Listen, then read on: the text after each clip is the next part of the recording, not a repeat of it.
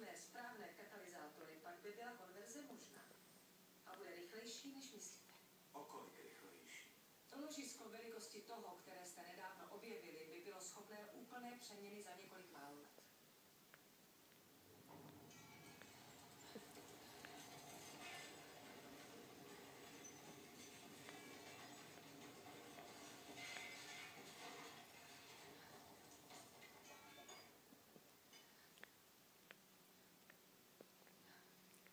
Co to bylo? Příchozí videopřenos, pane. Majore, jaká je situace? Většina požárů způsobených zemětřesením je už pod kontrolou, pane. Doktorka Fraserová organizuje distribuci léků. Nevypadá to na to, že to byla náhoda. Nebyla. Lokalizovali jsme epicentrum otřesu v malém ložisku konvertované na Kadrii, asi 20 km pod povrchem. V malém ložisku? Až dojde na to hlavní ložisko, pane, bude podle našich odhadů exploze asi tak 100 000krát silnější.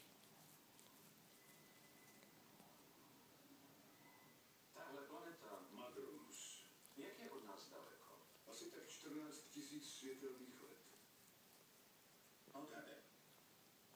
Madroňané jsou mírumilovná vyspělá civilizace s dostatkem zdrojů pro tisíce uprchlíků. Zpráva Jonase Gwynna se zmiňuje o neobydlených planetách schopných udržet život. Pokud by některá byla k dispozici, naše vláda by mohla přesídlení zvážit. Bez infrastruktury by na žádné takové planetě tolik langarenských uprchlíků nepřežilo.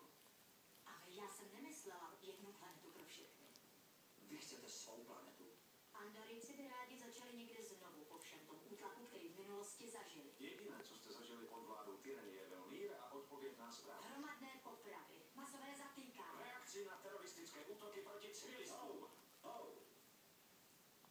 Trochu jsme odbočili od tématu, ne? Ano. Tři různá přesídlení by byla obtížná.